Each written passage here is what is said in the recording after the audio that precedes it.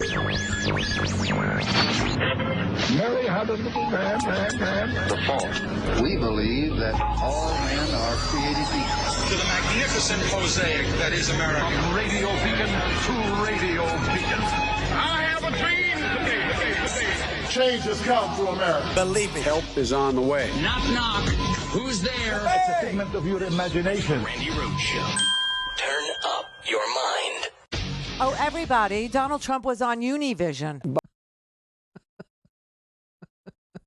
You know, most dictators, stomp around and scream and yell, but they don't actually project like what they're going to do. Although I will say Hitler made a fortune in publishing with Mein Kampf. This guy, what? What did he get? Truth Social out of it? I mean, nothing. He got nothing. He's, listen, can I just nudge him and could I just tell him, you've already been found liable of fraud, running a fraudulent charity. That was one case. Another case, a fraudulent university. That was another case. Just recently, a fraudulent organization, a fraudulent business in New York. You have been found liable for sexually raping a woman. That was a jury trial. In New York, in Bergdorf Goodman. I mean, honestly, how could this possibly be the weaponization of anything? This is, I mean. Love how Trump's like, what Biden's done is very bad, very corrupt. Well, would you do the same thing? Absolutely. Yes. Oh, yes, because they've unleashed it, Because, if they've unleashed it, then, I have to unleash it more. I have to, have a extend a leash. I have to, let the leash out even more. This man is insane. Because here's another way to look at it, okay? And please put this in your permanent Rolodex for any arguments that may come up along the way. What in the world, what evidence does Donald Trump have against the people he says are enemies, which is everybody? Everybody that, won't vote for him is his enemy, right? But what evidence does Donald Trump have against General Mark Milley? These are the people he says he wants to prosecute, right? What evidence does Donald Trump have against John Kelly, his chief of staff? What evidence does he have? What evidence has he pointed to? What evidence has he invoked? What evidence has he written down, filed with the court that would say that General Kelly is somehow prosecutable for a crime? Like what crime? This is such garbagey stuff. This is such amazing stuff. But does anybody remember when Donald Trump actually issued Univision? He didn't want to have anything to do with Univision because Jorge Ramos worked there, and he had it was like a White House press briefing or something, and Jorge Ramos was at it, and Donald Trump was screaming at him and told him to get out, and so ever since then, Donald Trump has boycotted Univision. Probably because he has nothing to do with the word unity or vision. I don't know. But now all of a sudden he's, open to it. Why? Because it looks like he's gained some popularity with the Cuban community in Miami. Okay. Why? I have no idea. Can't you guys recognize a dictator when you see one? The man is literally talking about using the Justice Department to hunt enemies, to prosecute people against whom he has no evidence. Okay, that's fine. It's so sick. It's so sad. I mean, and now he went on to say this. In my case, there was such pathetic indictments like pathetic. I challenged the election. Everybody challenges elections. They challenge elections in court. That is where you challenge the result of an election. First, you challenge it with the Secretary of State. You ask for a recount. Some states actually provide you with one if the difference between you and your competitor is less than 0.5 percentage point, and then it's an automatic recount. Then if you want another one, which is like what you did in Georgia, you have to pay for that, right? He had 3 counts in Georgia, 3 of them. None of them proved that he won. None of them. 11,890 votes, whatever it was the difference, right? And he kept on coming up with that same number. No matter how many recounts they did. Then, if you really, really are still in the mood, you can go to court and you can have a court look at the way the election was conducted or how the recount was conducted. Well, he did this in 60 different courts, 60. And not one of them ruled that he had presented any evidence of any fraud that would have resulted in a different result. That's where you challenge elections, Mr. America. I mean, he's sitting here telling us about our country. Unpopular. You've taken him. Has nothing to do with the fact that he sued Disney, okay? One of the biggest businesses that Florida has, because we're basically a tourist economy, okay? We're agricultural, the citrus thing is a real thing. Grapefruit oranges, where you guys, and tourism, Disney, okay? Hard Rock, great weather, snowbirds, okay? That is Florida. So you did it to him. He did it to him. Okay. The guy wore like thigh-high white boots and was not responsive in a hurricane. Okay. You didn't do anything to him. He opened up a mouth. He's got weird affects. He's got like some sort of Tourette's thing going on. He always looks like he's been snorting coke. He's got the 80s slide going on. And you did it to him. You made him Are you freaking kidding? This man is so full of himself that, honestly, you look at the word full of yourself. You look at, self-absorbed in the dictionary, and there's like an orange, nest of whatever that is. Hey, it's not hair. I did that to him. No one wants to talk about you. No one wants to talk about you. Okay? We all understand that your party is scared of your supporters who are in some sort of a cult-like trance over you. Nobody wants death threats, and so nobody will stand up to this garbage that is, presenting itself as a genuine candidate while he's under indictment in 4 jurisdictions with 91 felonies. Holy crap. All things Randi at RandiRhodes.com. Go for launch. Speaking truth to power, the Randi Rhodes Show. Let's think about this. When my predecessor, the distinguished, anyway.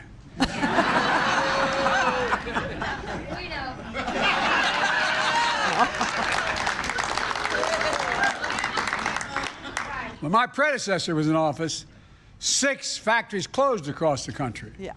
Tens of thousands of auto jobs were lost nationwide. And on top of that, he was willing to cede the future of electric vehicles to China. He said if America invested in electric vehicles, it would drive down wages.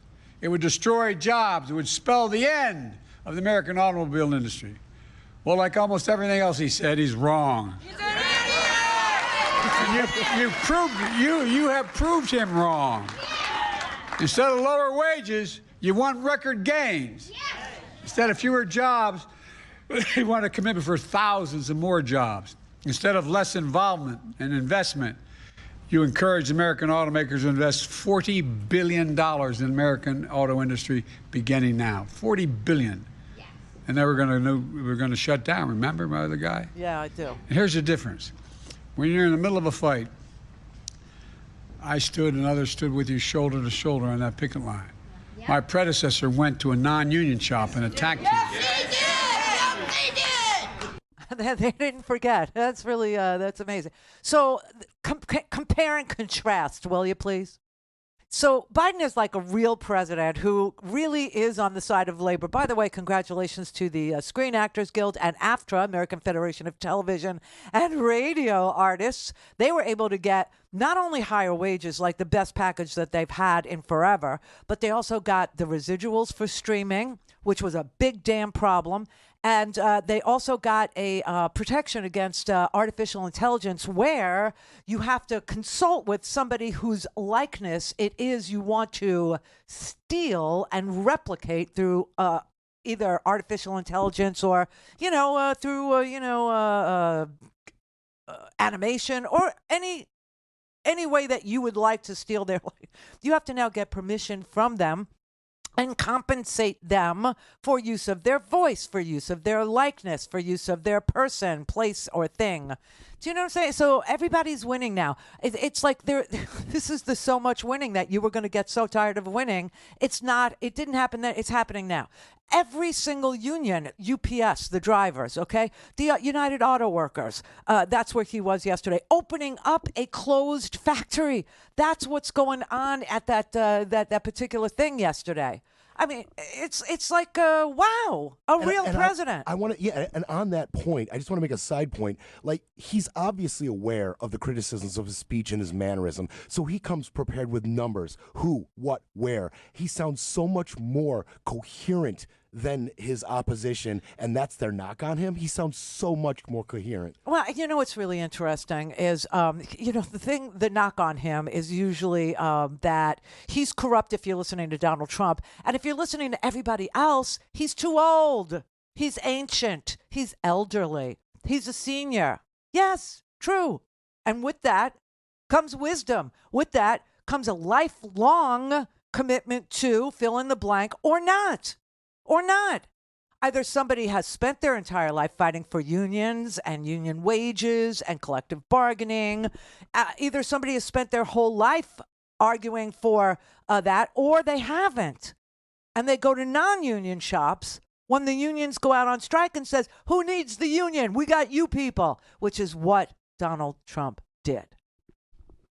Now, Biden knows what the knock on him about his age is. He reads the polls. We all see it. I know that you would rather vote for, a stray dog than either one of these two. I think that's just pathetic because you do have a very high-performing president who, by the way, is all over this Netanyahu creature now. First of all, I got to tell you, there's so much going on in the back that you don't even see, that unless you read a newspaper, you would never know. But there are meetings happening. I don't know why it's Doha. It's always Doha. Doha.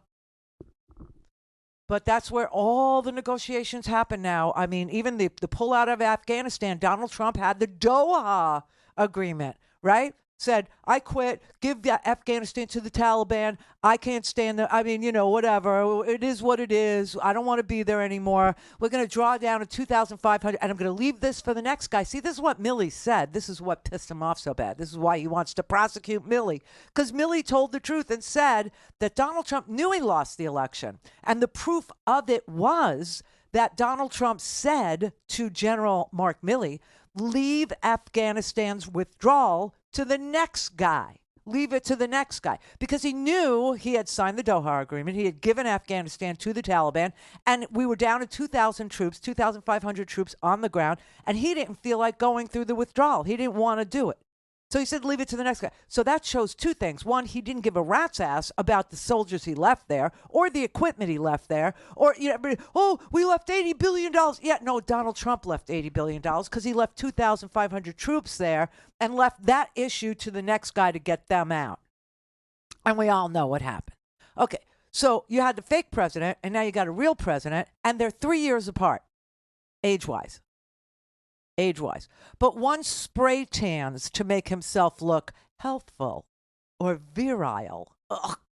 You think Melania has anything to do with his, no. I would be surprised if they're in the same state at the same time, okay? She got her money. She'll keep her mouth shut. But anyway, Biden understands the knock on him about his age because yesterday when he was at this auto factory that they're reopening, in northern Illinois, by the way, somebody fell. American workers are ready to work harder than anybody else, but they just need to be given a shot, a fair shot and a fair wage. That's not too much to ask. You okay? I want the press to know that wasn't me.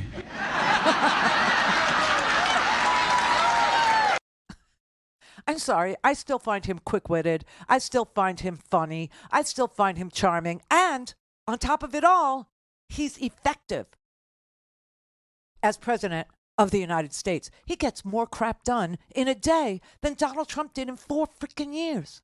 Donald Trump is so big. Now, this idea of retribution, using his presidency to use the Department of Justice and the FBI to hunt down his enemies. And, he's talking about shutting down things like NBC. He's talking about shutting down things like CNN. Fake news, He's talking about shutting down things like MSNBC. Swear to God. And he will actually go through the hosts at Fox News and get rid of any of them that report real news, that anchor newscasts, and just, put Greg Gutfeld in charge of the Republican debates. The presidential debate, if he bothers to show up. This party is so ineffective at governing. It's pathetic, okay? We got 1 week to the day left for Congress to avert another government shutdown. And you know what, idiot boy, Mr. Covenant Eyes? You know about that story, right? No? Speaker Mike Johnson has an app that he shares with his 17-year-old son to monitor each other's porn use. Ew. Call in, connect. To speak to Randi, call 561-270-3844. 561-270-3844. This clip I will call How to Lose Florida. How can the U.S. stop the killing of more innocent people, civilians, on both sides of that border? So you have a war that's going on, and you're probably going to have to let this play out. Bye, Florida. Bye-bye. It was nice while it lasted. That is it. That is the end of Donald Trump being able to win Florida, which he did do in 2020. He won Florida. You know that. So, no. Nobody hates Palestinians. No Jewish people hate Palestinians, except for maybe Benjamin Netanyahu, who is a right-wing extremist, a la Donald Trump. And is, being scorned by the entire world right now. Literally being scorned. The president of the United States currently, the real one, the good one, the one that I like, the one that you should like, the one that you should at least respect, even if you don't agree with everything, like the Inflation Reduction Act. That would be bad, right? And it actually did reduce inflation. The Inflation Reduction Act has actually no chance of reducing inflation. Oh, okay. But you should respect at least Joe Biden's ability to understand what is going on in this world, where it benefits America and America's interests, and where it does not.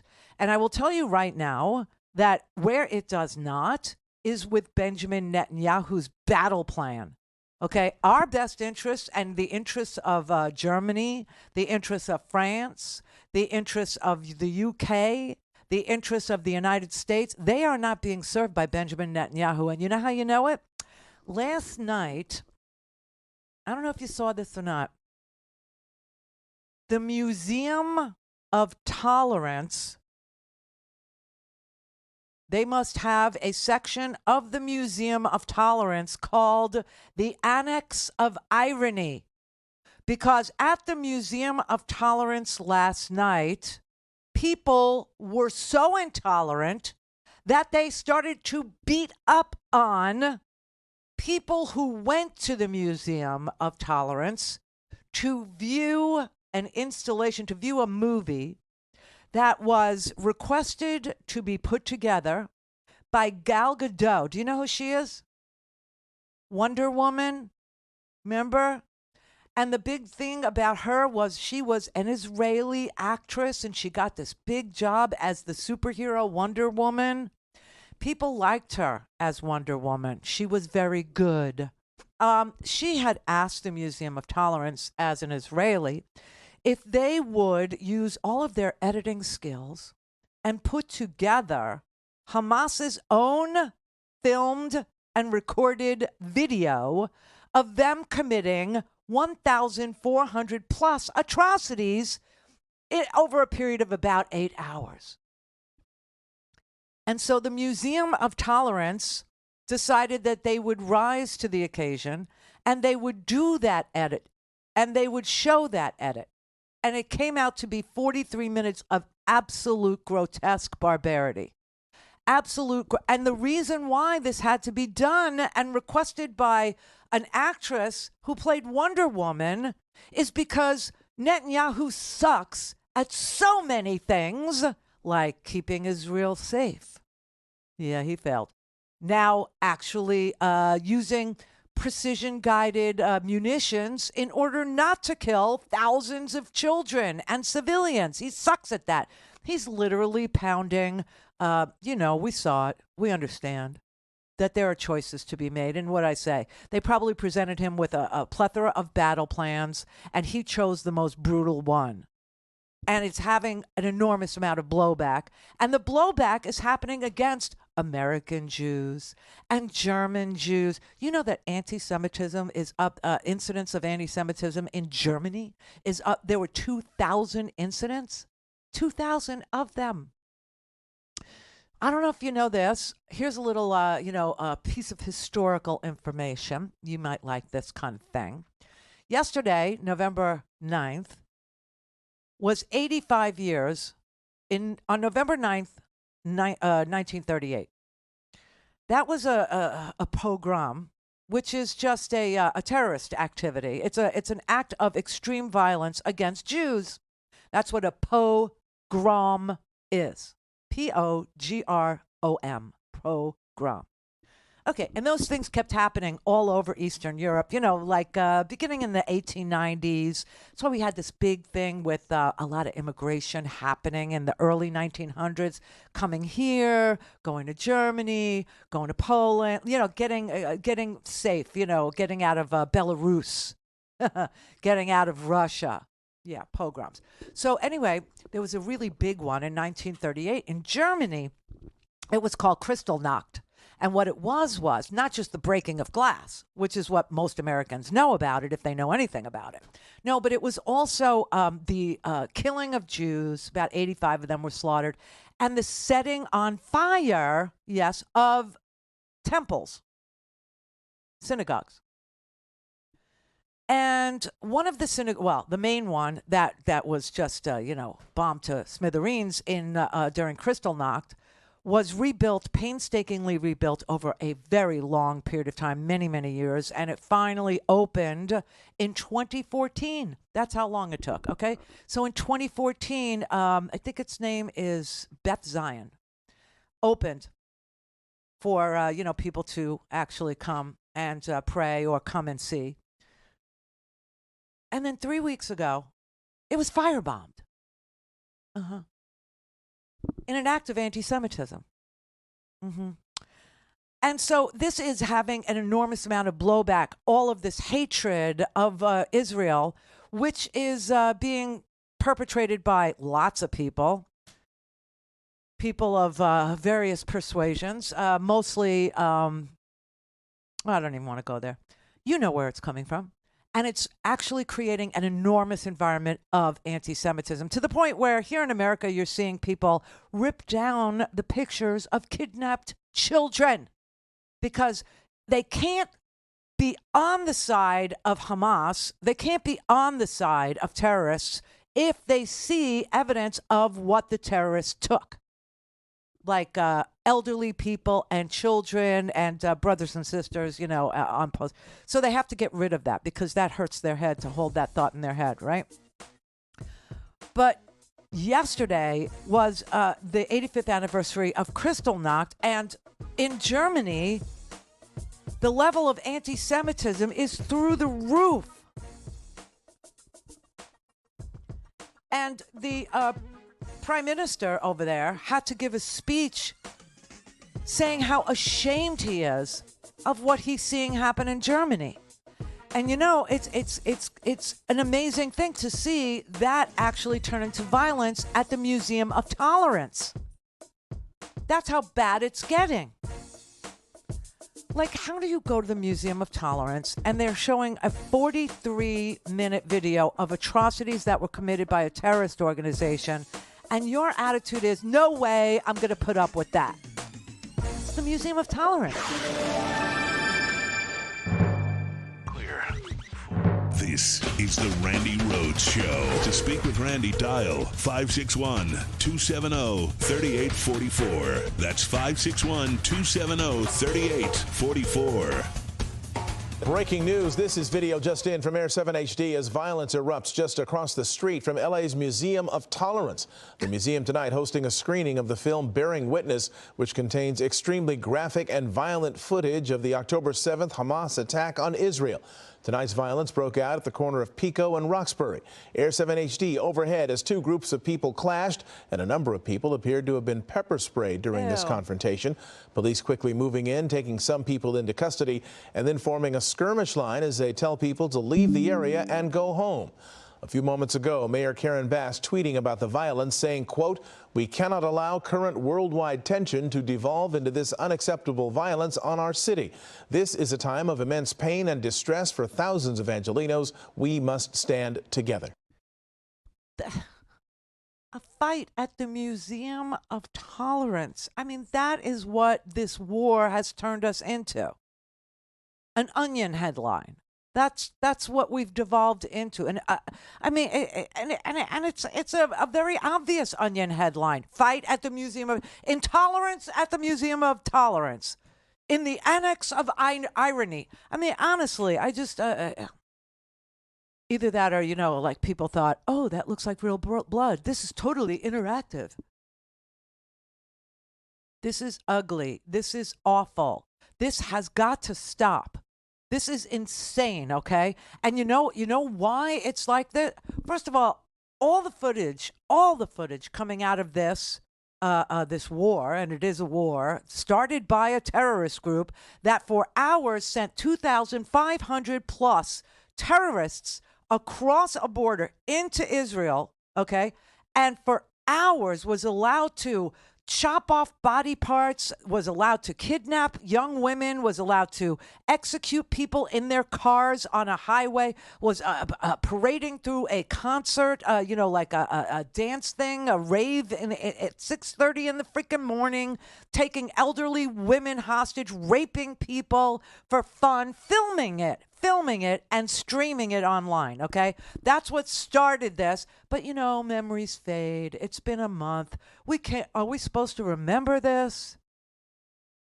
When we discuss the aftermath, are we supposed to remember this when we're looking at pictures of, or videos of babies being pulled out of rubble? Yes, you're supposed to remember this, because what did the terrorist group think was going to happen?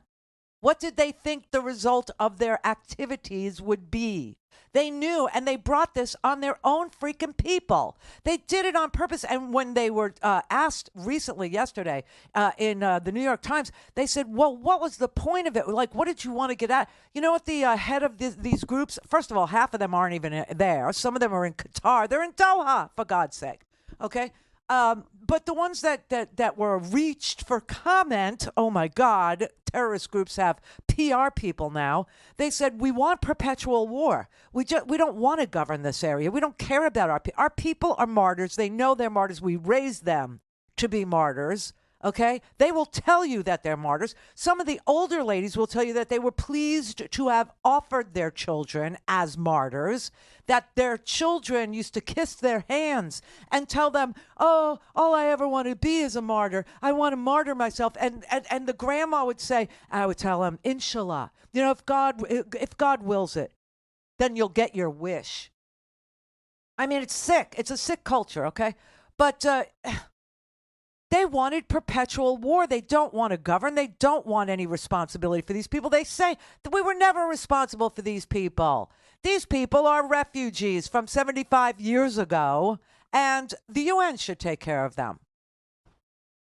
Well, the UN does take care of them, and I can't tell you how many, like 20 plus UN workers. UNRWA is the name of the group over there, the UN group that, tends to their health needs and tends to their, clinics and stuff. About 20 of them have been killed because Netanyahu is a dolt. He's a brute. He's Donald Trump. I can't explain it any more succinctly than that. And yes, there are choices. You know, like, listen, war is war. They started this war. They wanted this war. And I'm telling you, Iran and all their proxies, they're trying to pull us, America, into this war too. That's why there's been 41 attacks, on our soldiers, on our troops that are stationed throughout the region. They've been, minor. Like so far, thank God nobody's died. But, people, if you're outside and somebody drops one of these rockets, you're going to, you can get a concussion just by being near it. You don't have to be struck by it. If you get struck by it, you're dead. But if you're near it, you could have a concussive, event. Anyway, so we took a shot at one of the ammunition depots, because we're not Netanyahu. Biden is not. He's not that stupid.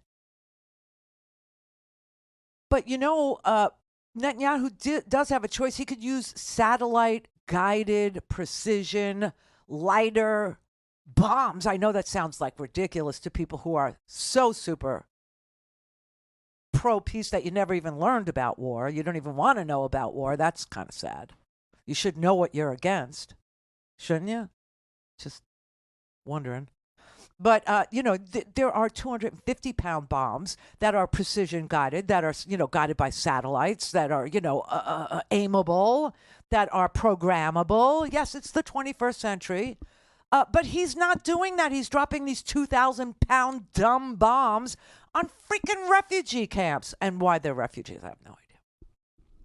But that is how their government, their terrorist government, treats them. Like they are not citizens of any place, like they don't belong to that government. That's not their government's responsibility to take care of them, to feed them, to house them, to shelter them. No, that's the job of the United Nations. And they've said that. I played that for you yesterday. But it's causing so much hatred in this world for Israelis, for Jews, and it's evident everywhere you turn now. They're fighting at the Museum of Tolerance. I don't know how else to tell it to you. I thought that was so illustrative of the situation that we are in, that we didn't make. We didn't make this situation, okay? We didn't cause it. And it's not ours to, uncause or to solve. But the part that we do play is the part that Biden is playing. And that is, I don't know if you know this, the CIA, the head of the CIA, Mr. Burns, the head of Mossad, and the Qatari prime minister in Doha, they all are meeting, right now on the parameters for a deal to get the hostages released. This after the Biden administration, we have Anthony Blinken. Anthony Blinken has done a spectacular job. Jake Sullivan, the entire defense team, the Joint Chiefs, Austin, and what's his name, Q. Okay, we got Q now. Q's with us. Wow, excellent. Yeah, the Joint. We're peeling them off. Cohen, Barr, now Q. We got Q. Q. Off. Yeah, they're all in meetings over there trying to. First of all, they negotiated the 4-hour pauses every day, the 4-hour pauses in hostilities, so that, and yesterday was the first one, and 50,000 people were able to use it and get out. Now, of course, that tells you something. That tells you that Netanyahu really didn't want to spare civilians, because he wouldn't agree to. We had to actually negotiate for that. Okay, so 50,000 got out of northern Gaza and made it to the south, because now they felt that they had some cover, that they could move and they could get out of the way. And they took that opportunity, and they did. They left. And we're doing that every day now. Why? Humanitarian aid in 100 trucks a day now are going in, which is almost normal. People are going south, protected, under a ceasefire for 4 hours a day.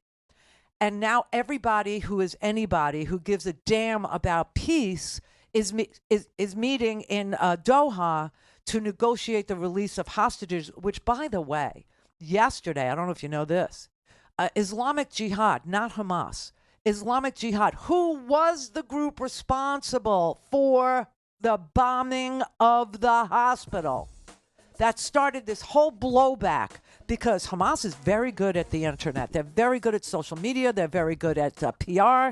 I mean, when you see all these photographs, when you see all these videos that are posted online, they're all coming from Hamas, all of them. And you know what's very interesting? There are no dead Hamas fighters in any of these videos. No, they're all civilians. Isn't that something? As if they don't have rockets, they don't have mortars, they don't have, Kalashnikovs. That's bullcrap. They fight like a military. They fight like an army. People in this country think, oh, well, everybody's unarmed. Oh, bullcrap. But you never see them dead. All you see is dead civilians. It's very interesting because they're very good. They're very good at messaging. Also, Netanyahu sucks at messaging.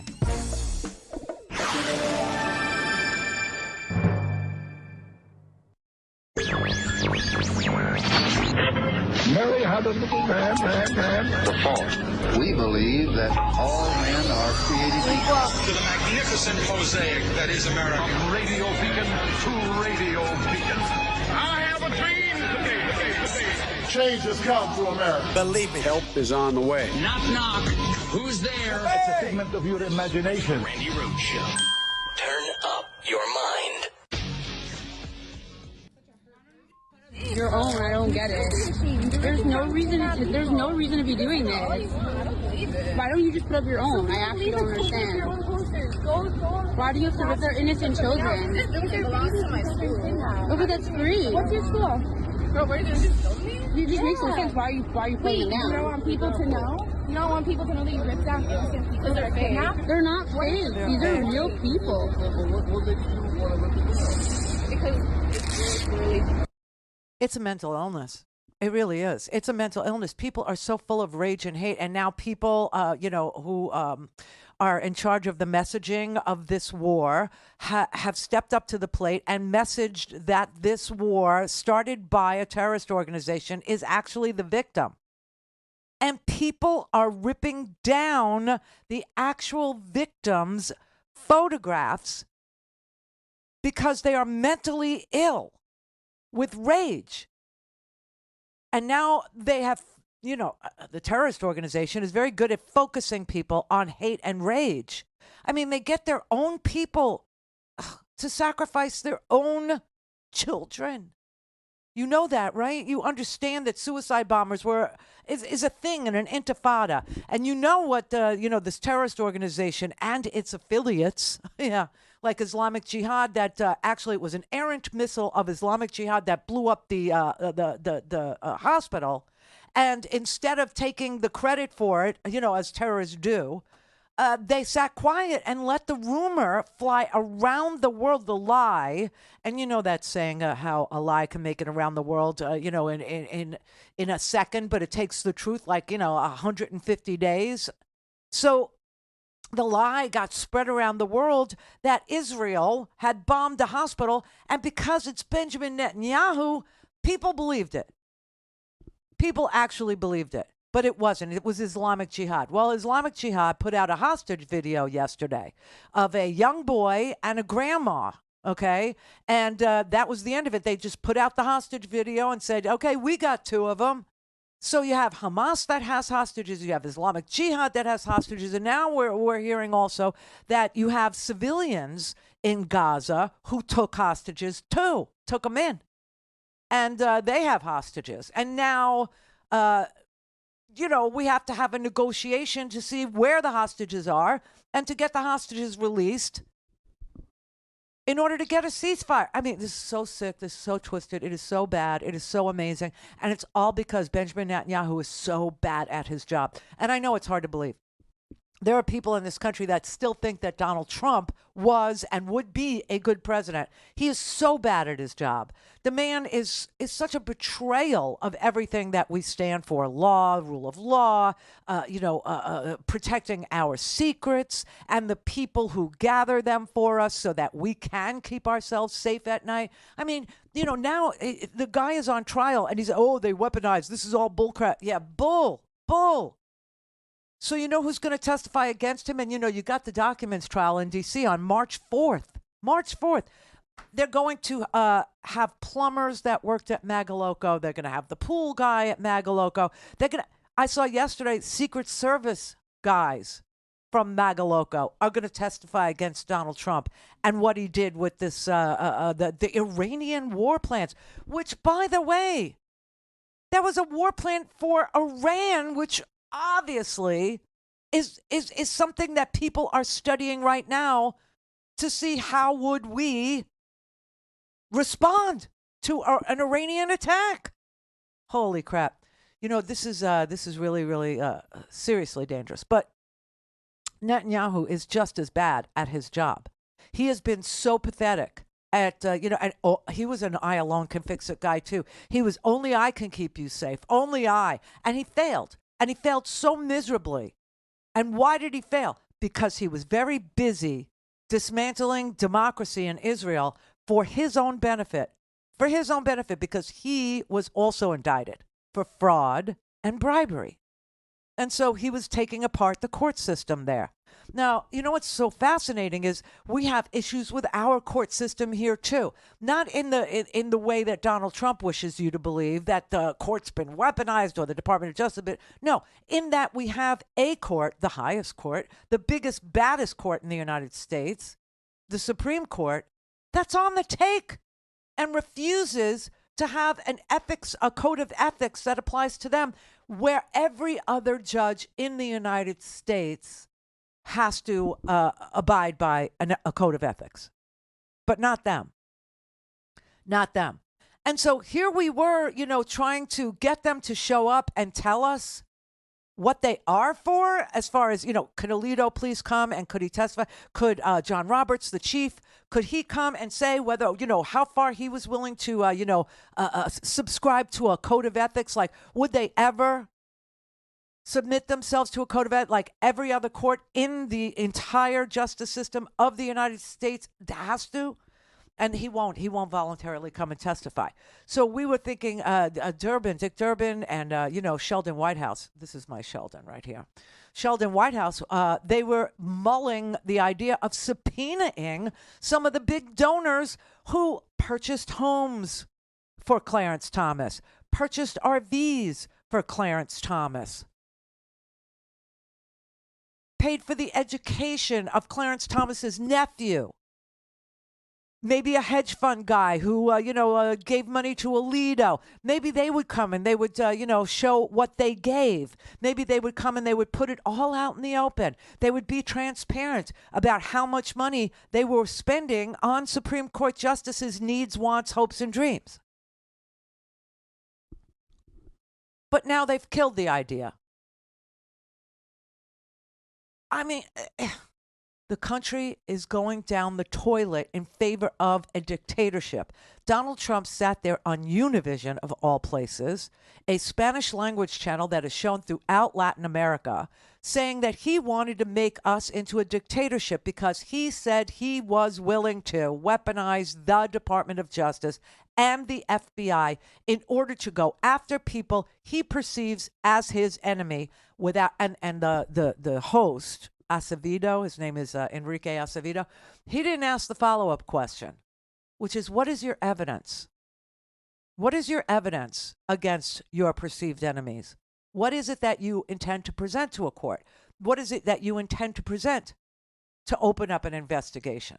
No, all he's interested in is taking down the wall that is between law enforcement in this country and the presidency, taking down the wall that is between justice, the administration of it, and the presidency. He wants to take that down and make all prosecutions political, which is something we don't do in America. It's something that Netanyahu is trying to do in Israel. And people were out on the street, hundreds of thousands of people were out on the street protesting him before this all happened. And now he feels, unchained, unrestrained? What word would you use for using 2,000-pound bombs on, an inordinate amount of civilians gathered, even if there was underneath that settlement, that neighborhood? It is a neighborhood. They call it a refugee camp, but it's a neighborhood. It's been there for 75 freaking years. Even if there was a tunnel or a Hamas, command post underneath it. Why would you use a 2,000-pound dumb bomb when your sophisticated military has other choices like precision-guided, 250-pound, or you know where the hole is to get into the tunnel? Why don't you put some tear gas in there? Smoke them out. You know what I'm saying? He's unrestrained now. He feels no obligation to do the right thing. Things Randy at RandyRhodes.com. Go for launch. Speaking truth to power, the Randi Rhodes Show. Okay, this is really sad, and this is really brutal, okay? And this is in Arabic, but it does have English subtitles. This is a grandma, a Palestinian grandma, who is on TV. It's called Memory, okay? It's a TV channel in this area. And she is very typical of a lot of the grandmas and moms who are very happy to see their sons martyred. I'm not kidding. اللي ما إله شهيد ما إله وطن واللي ما إله أسير ما إله كرامة. إحنا بدنا نجاهد لأجل فلسطين لأجل أرضنا. والله دم شهدائنا 65 حفيد عندي و17 ولد. والله إني بفديهم لأجل فلسطين والأقصى على قلبي زي العسل. هذول فدا الوطن. أنا قلت لهم يا أحفادي ولأولادي أنتوا فدا الوطن. أنا جبكم للوطن. She sounds like the NRA. She really does. The price for freedom is dead children. So that's what she's saying there. She's saying, that she has 17 children and 65 grandchildren. First of all, what? That wombs with views, everybody. I mean, they must be stretched so thin that you could see through these wombs already. But anyway, okay, so she's sitting there saying that she's got 65 grandchildren and she would be happy if all of them were martyred for the sake of Palestine, right? She's saying that those who don't have martyrs in their families have no honor. Those who have no martyrs in their families have no homeland. And this is the price that she's willing to pay and that we all must pay, she says, for our land, for our homeland, okay? And, this is something that you hear often in that part of the world. It's something unthinkable to us. It's not culturally something that crosses our minds unless you are the National Rifle Association. And then when you see a bunch of dead sixth graders or 6-year-olds, first graders, you say, well, that's the price that we pay for peace. That's the price that we have to pay for our guns. It's the price that we have to pay to be free, whatever. Dead children. It is a very sick thought, but it is one that is creeping into our culture in the gun realm, because we heard it since 2012, okay?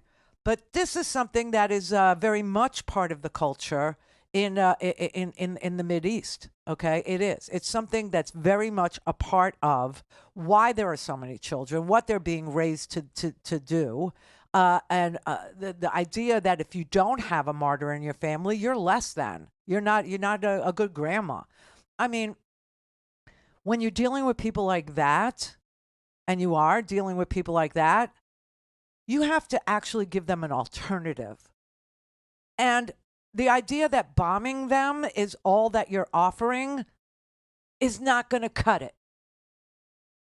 You think that we got a cult-like atmosphere in this country because we got a guy who lies, we got a guy who's a fraud, we got a guy who's adjudicated guilty over and over and over again of everything from sexual assault to running illicit charities and universities that are fake and a business that is all a sham, right? Everything about that business was a sham. You know what's so interesting? That, poor Ivanka, she had to say, I just don't recall any of this. I don't remember a thing about it. I don't know what you're talking. And she, of course, was negotiating with the only bank that would lend to them anymore. And it was the German bank, Deutsche Bank. That's the only bank that would lend to the Trump family anymore. And so They wanted to charge the Trumps 9% interest. 9% interest to borrow money. And she was negotiating with Deutsche Bank on that interest rate. That was her job. That's what she was doing. And they said, well, you're going to have to prove that you're worth $3 billion, and then we'll discuss, making the loan. And you have to personally guarantee the money you're borrowing. You have to put your own, assets on the line. You can't just, do it as an LLC or whatever, or as a pass-through, one of the millions of pass-throughs. And she said in an email, when she was confronted with the fact that she doesn't remember doing any of this, they presented her emails where she said, saying that we're worth $3 billion or proving that we're worth $3 billion and guaranteeing loans of $3 billion with our own personal, that's going to be hard to do. They confronted her with this email. Still, I don't know. It was so long ago. I just don't know. Because they were never worth that kind of cash. They were never worth that kind of money. Their assets, people think that Donald Trump owns Trump Tower on Fifth Avenue. He doesn't own Trump Tower. His name is on it. It's a licensing thing. He owns there are stores inside on the ground floor and downstairs. I think it's downstairs. There's a restaurant that serves, overcooked hamburgers and very, overpriced drinks. That's what he owns. And that's all he owns. And he owns the apartment upstairs. He owns the triplex, which he lied about. Okay. He said it was worth like 30 times what it was worth. Because it was 10,000 square feet, which is a lot. That's a mansion. We've gone over this. But they said it was worth, 30 times that it was 30,000 square feet, which it isn't. And then, Magaloco. People are like, well, Magaloco, that's a nice... Magaloco is restricted use. It is a portion of Palm Beach. It was built by Marjorie Merriweather Post of the cereal heiress. And it has now been zoned to be a club. It is restricted use. You can't sell it as a home because you couldn't use it as a home. That's why he's got quarters there, okay? He's got like a hotel room that he uses there for his residence there.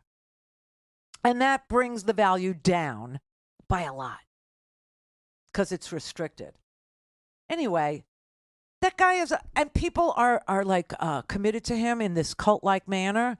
And the only thing you can do with people like that, you can't talk them out of it. You can't tell them. I saw a video today. I don't even want to play because it was very long and the answers weren't so pithy.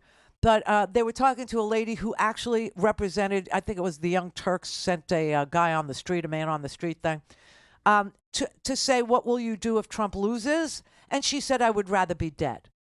And she was serious. I would rather be dead. Because she said, who wants to live in this country if Trump's not the president? Look at how the country has gone down the tubes. Are you kidding me? We're at like 5% GDP. We're at the lowest unemployment repeatedly for quarter after quarter for the longest stretch in the history of the United States. There are 10 million available good-paying jobs. Wages are going up exponentially because the union movement in this country is strong again. Inflation has come down so much, but I get that it's still more than it was 5 years ago. And people want 5 years ago to be the cost of things. Well, it's not going to be. But, here were the Democrats with two ideas to bring prices down. One was an anti-gouging bill. No, Republicans said, no, let them be gouged. Let them get angry, because that's all they know. And the other one was the windfall profits tax. Anybody remember that? That was Elizabeth Warren's brilliant idea, where if last quarter you did X amount and this year, the same quarter, it's like exponentially through the roof because you raised prices and you got a windfall profit out of that. Well, now you pay an additional tax. That might tamp it down. Now the Republicans, no, let them suffer. Let them hate.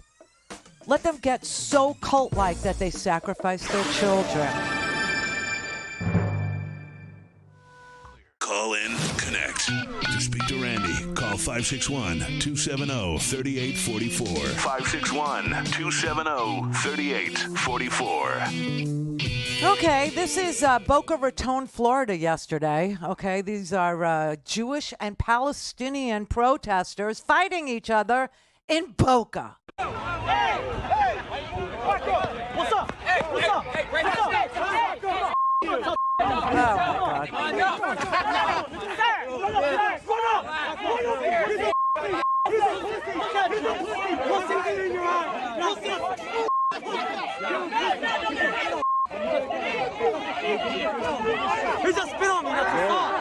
Now, ask yourself this. This is Boca Raton, Florida, okay, where usually you see that kind of activity at the Publix deli counter, okay?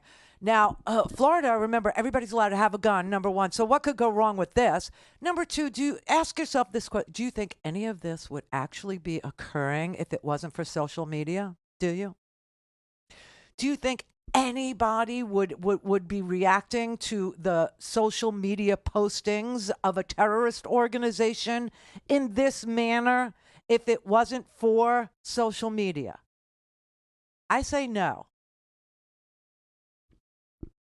And you know, the idea that the messaging is all being done by a terrorist organization is so evident. It is so observably true. The Israelis, I don't know, Netanyahu, he's so bad at so many things. He really is. He's so bad at so many things. But the idea that a terrorist organization is literally beating him, kicking his ass in social media. I mean, they thought that they could put this guy, Jonathan Capricus or whatever his name was, as a spokesperson, and he would do all the talking and he would explain all the operation and everything, and that's all they needed to do. That's insane. That is insane in today's world, okay? Everything that has happened in this country that is violent, everything that is happening in this country that is organized violence is happening because of an online organizing principle, okay? And the videos that are being shown to people they are brutal. They are unbelievable. And you don't see, unless you're hanging out on Reddit, right? You have to really go hunting for, if you want to see, I suggest you don't. It's really hard to watch. But if you wanted to see what happened on October 7th in Israel to innocent people who were literally sleeping or dancing at 6:30 in the morning, you have to go look for it. But if you just go anywhere on social media, I don't care what you use TikTok. TikTok is the worst.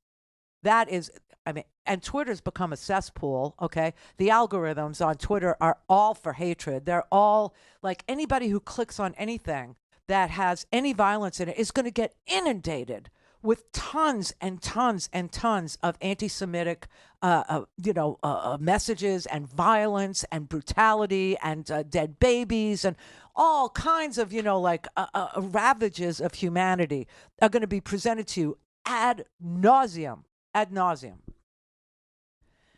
And there's no, there's absolutely no, and even here in regular media, people are, covering this very one-sidedly. People have picked a side and are advocating for their side and not talking about anything else. And that's a disservice to all of us as well. That also increases the amount of hatred, especially if the side that you are against is Netanyahu, and you only talk about the damage being done to the Palestinian people, and you don't talk about the damage that's being done to the Israelis, and you don't talk about the blowback of anti-Semitism in Germany or anti-Semitism in the UK, or this idea, and this is really the crux of it, that the terrorist organization known as Hamas has gotten so sophisticated in the marketing of its message, and its message has been the same for years and years and years, like 20 plus years, and that is you must die for them. You have to have a larger view of what your life is. And the larger view says that you are part of a society that's broken. And in order to repair it, you have to commit to dying for the reparation. You have to commit to dying for the repair of your society. And if you are willing to do that, and if you as mothers are willing to create more people, just create them, more people who are being raised in this culture of society being bigger than motherhood, society being more worthy than your mother your mother's love is, and raising children to understand that they have to, that there is a significant purpose to their life, and the significant purpose to their life is dying for their culture. And that is something Trump is trying to harness too. And that's why we say it's a cult, because cults always die for the dear leader. And what the dear leader is required to sell to these people is the idea that they're hopeless, and the idea that the only thing that can fix it is loyalty to the dear leader, and that what you will get for sacrificing your life is a better life in the next life. That's what all cult leaders preach, that this life isn't really the most important one. If you sacrifice for him, and it's almost always a him, if you sacrifice for him in this life, you will be rewarded in paradise, right? You will be rewarded in the next life. The next life will bring you riches, and in the case of Islam, it'll bring you 72 virgins, and your family will get protected by the terrorist. Your family will get some money, your family will get support, your family will go to the bakery, and the bakery will know to give your family bread ahead of everybody else. That's what Donald Trump is trying to sell, okay? And it's really obvious. It's really self-evident when you hear people say things like, if Donald Trump isn't elected, I would rather be dead. And when you see that terrorist organizations have such a organizing ability that the whole world now, the whole world, in a matter of 30 days, is out on the streets either tearing down posters of kidnapped people or out on the streets screaming for the terrorists' principles. And the terrorists themselves aren't protecting the people that the protesters think they're protesting for. The terrorists have no interest in ordinary Palestinians. They have no interest. They have no responsibility for them. They think that the UN is responsible to take care of them. And they are telling the people that their lives need to be sacrificed to perpetuate this struggle that they want to continue ad nauseum, because it's been going on a long, long time, this self-sacrifice thing. I mean, every single day, when you're fed nothing but anger and resentment, this is the result. And this is what Donald Trump is selling.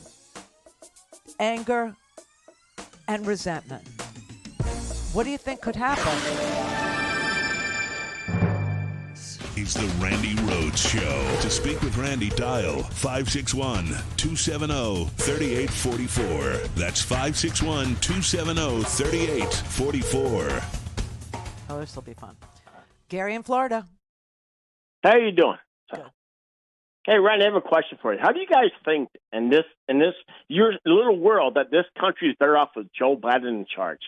This man is so brain dead. Yeah. He is dumb. I think Joe Biden, I think Barack Obama is running this country, but this country is better off with Donald Trump. Know why? Seriously, because we had the lowest, everything low. Border was secure.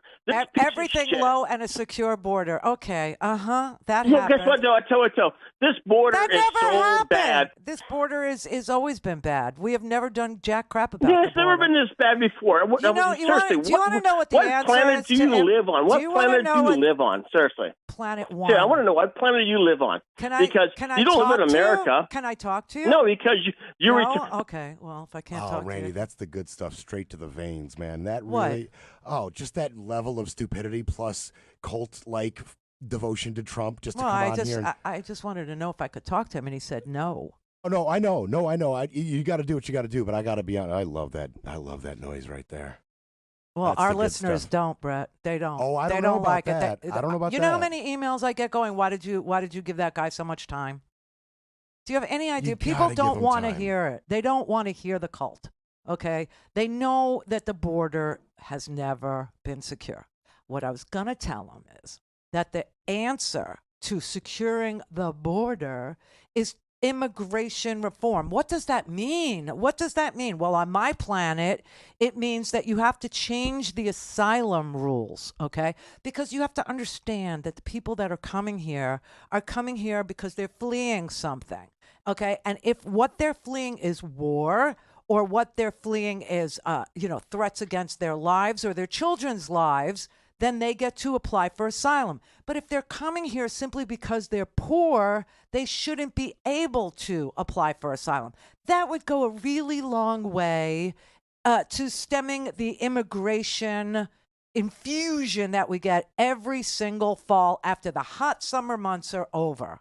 Because crossing the desert when it's 150 degrees is a little hard to do. But you can't talk to him. He wants to know what planet I'm on. I would like to know what universe you're operating in. Because in your universe, problems don't have solutions. That is by design. It's to keep you aggravated, to keep you angry. What do you think will come of that? People don't want to hear him rattle off garbage. Well, no, they want to hear you address him. Now, he made it untenable. Clearly, he wasn't going to shut up. But I wish he would have, so you guys could have a little back and forth. I think that's some of the best stuff in doses when you dissect their nonsense on air. Craig in Oregon. Hi, Randy. I want to thank Brett because, he might be a closet genius for that because he sort of made my point for me. Which is? What is your point? Oh, my point is that I wanted to level set and take a look at what's happening in the world within Israel and Hamas and use that as a template to provide introspection. I think we as Americans don't like to take what's happening in the world with current events and apply it to what's happening here because American exceptionalism and whatever else, right? I think if you give up, if we give up on American exceptionalism, it will look like the Trump administration. Okay. Oh, totally. But what I fear is happening in the U.S. is that we're becoming so polarized with MAGA, with the Tea Party, with the two-party system is becoming so fractioned that we're at this sort of cusp. We're at this tipping point. We're at a boil over where we could see this political violence overtake this country. Isn't that what Biden is trying to tell you over and over again? Is that we're on an inflection point? We're at a fork in the road, and either we stick with a messy democracy or we go to dictatorship. I totally get it. But I think looking at what's happening in Israel and Palestine, people would say, well, they've been fighting over this land for thousands of years, and we didn't start the fire like Billy Joel, and it's their fault, and then somebody.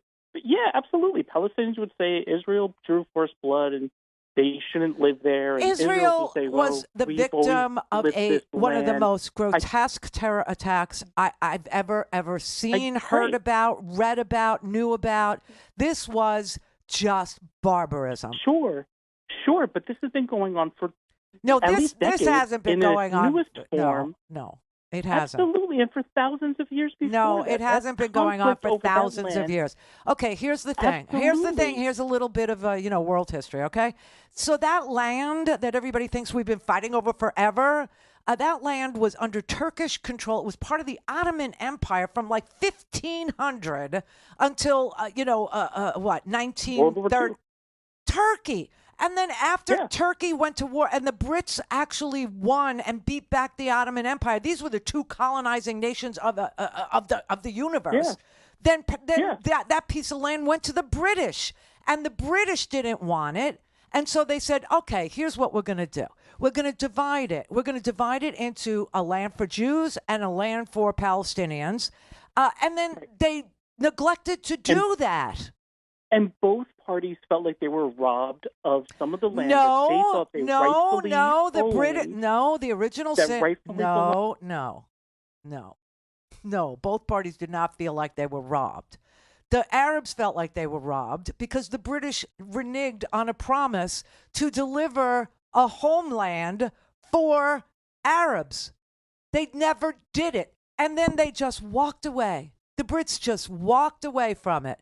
And they left it just sitting there.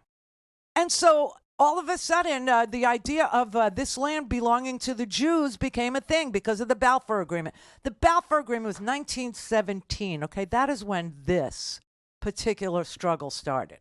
1970. It hasn't been thousands of years. That is just ridiculous. That just makes no sense. But everybody likes to say it because it makes it so complicated and so ingrained. No, it's been going on for about 100 years, okay? And really, that went on was finally the Brits said to the Arabs, okay, so here's what we're going to do. We're going to partition this way. Will you agree to it? And the Arabs said no. Every time there's been a peace deal, every time, whether it was Rabin, whether it was Sadat in Egypt, every time there was an agreement, the Arabs said no. They have consistently and constantly said no. They will not accept any agreement ever, never. Hamas is not looking for a two-state solution. Hamas is looking for a one-state solution, Palestine. That's what from the river to the sea means. No more Israel, no 7 million Israelis. Done. They're all exterminated. Bye-bye. Netanyahu is part of that crowd in this way. He doesn't believe in a two-state solution either. He wants one-state Israel. And all the Palestinians, in Gaza, well, they don't count, 2 million of them, because Hamas has abused them so badly that all they want to do is die. And that's kind of true. And that's what's going to happen to MAGA, too. It's all they're going to want to do is die. That's what all this hatred, anger, aggravation, constant, belief that you lost something that you never had. That's what it leads to. Now, on the West Bank, I'll agree. See, the West Bank, this is where you know Netanyahu's not into a two-state solution because the West Bank is not part of this, Hamas thing. And in the West Bank, you have people who accept Israel as a two-state solution to their lot in life. They're good. But Israel won't accept it. And so Israel goes into the West Bank and kills people or tells them, your house has been deemed by the Archaeological Society of Israel as a historic site and you must leave. And they do it all the time. Now, ever since this Gaza thing, they're killing Palestinians in the West Bank. The settlers are. Now, who are the settlers? They're MAGA. They're extremists. They're right-wing extremists. And that is what's going on over there. Well, it's been going on for thousands of years. And is it? No. No. All right, Brother David, I'm just going to conclude with you. I'm going to wish you a happy weekend.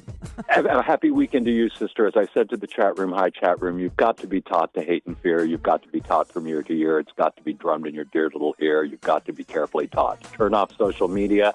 Biden-Harris 2024, start seeing the blue tsunami. We must put ourselves where we must be because we are at the tipping point. It is that simple. There's no question. There's no question. Fear, anger, hatred, all of this stuff is being not just taught, but insisted upon by their dear leader. And that's what terrorists do. It is what autocrats do. It's what terrorists do. I can see it. I can see it. We're off Monday.